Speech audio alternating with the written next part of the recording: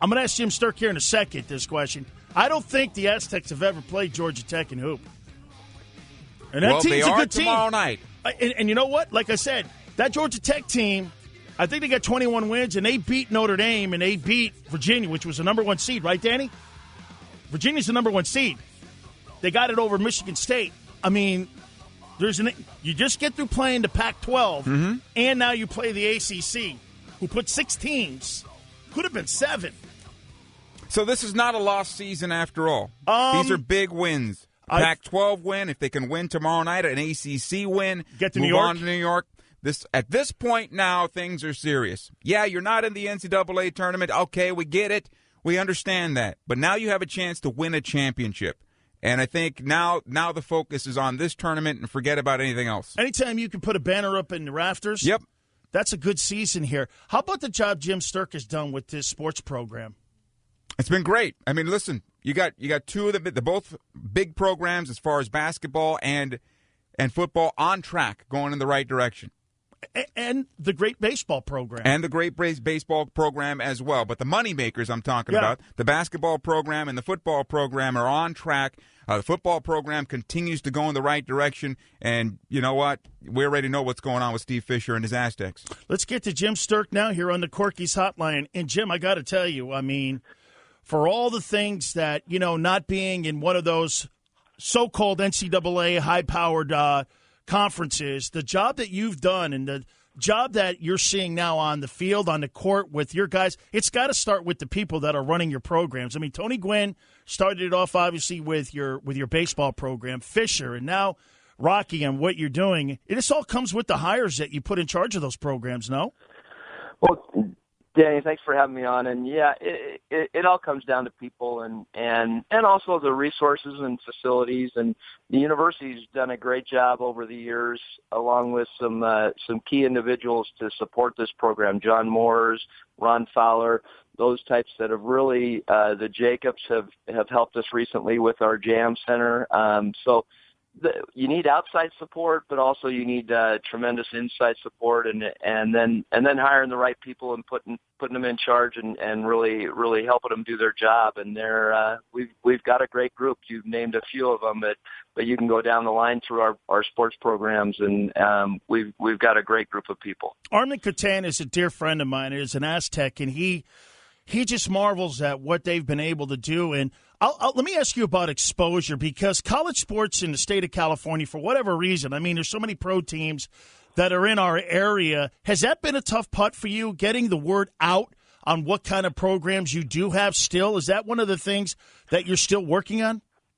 Yeah, actually it is. When I came 6 years ago, I really, didn't understand how San Diego State really had control of Southern California, and not as much then as we do now. And now Steve's continued to put a great run together in basketball, and Rocky, the combined record of the two is third in the country since 2010, and so that's a great achievement in itself. And so we're starting to get the word out a heck of a lot more, and it's been nice to see the recognition come to San Diego State. Jim, are you keeping an eye on what's going on with this stadium conversation, and how much does that affect the sports program for you?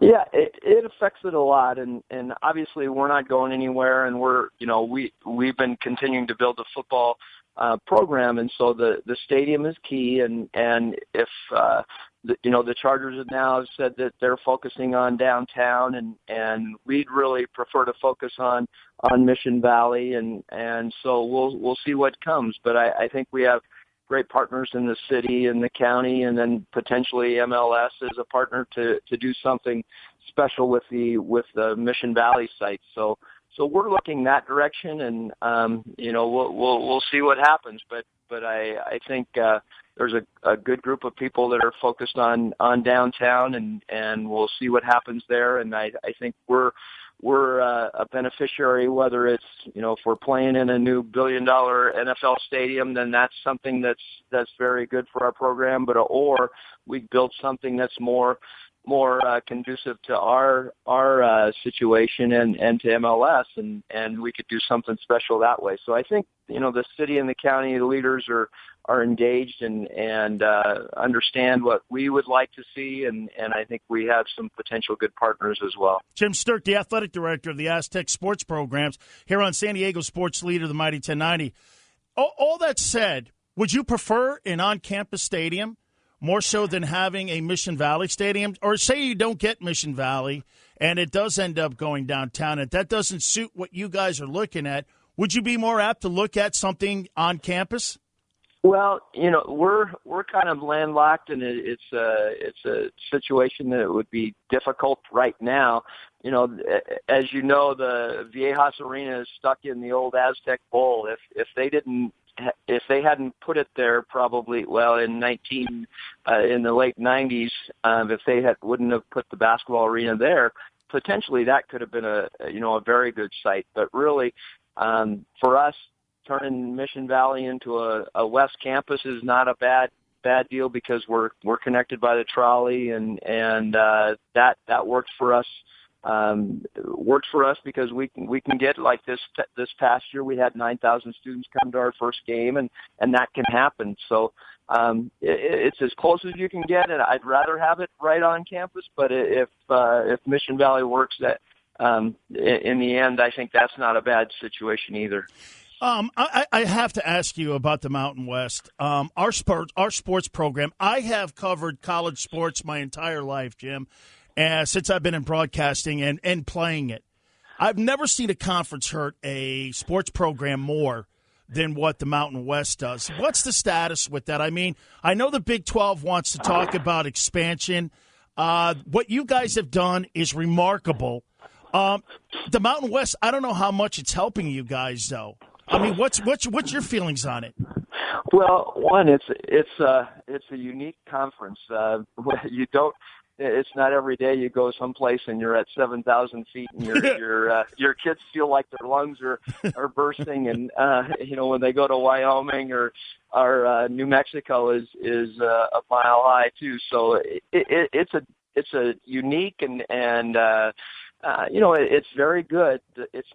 It doesn't have big population bases, so that makes it a little more difficult as far as attracting national attention and television and all that. But it's a very good conference.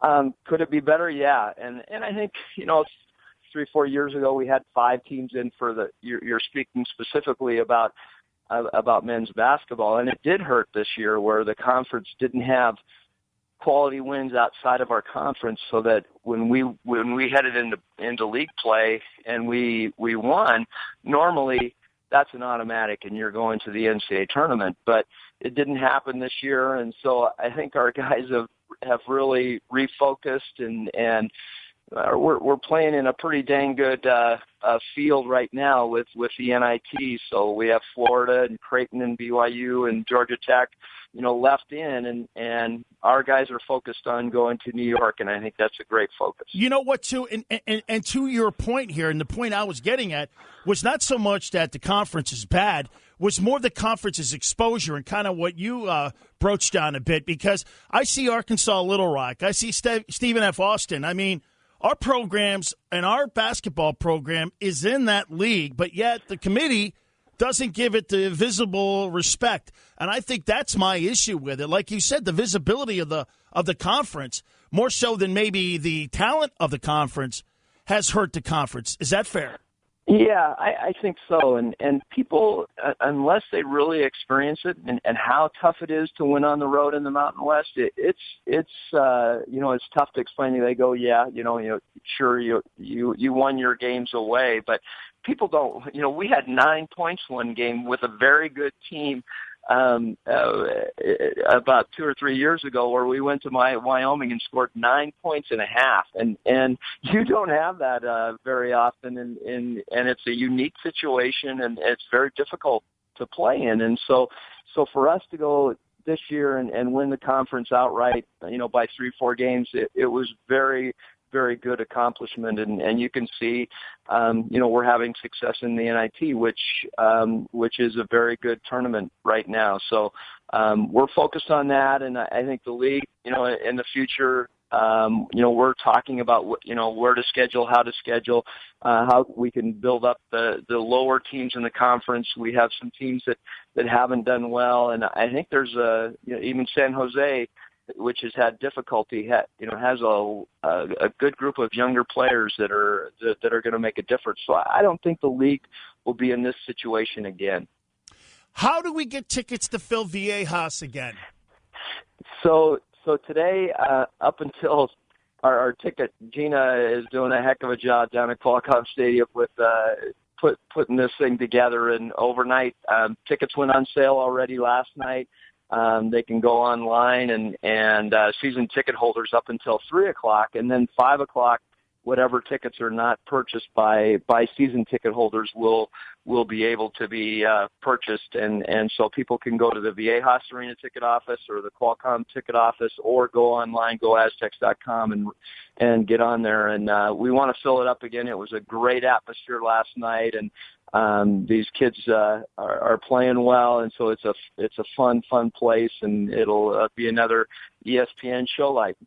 Absolutely. Jim, you've done a sensational job, and so have all your coaches, down to the women's programs, too. I always get the chain updates on what's going on. I mean, it's one whale of a sports program, and it's truly one of the great hidden gems in all of California. I mean, you've done just a sensational job with the sports program. Thank you so much for coming on. Dan, thanks for having me.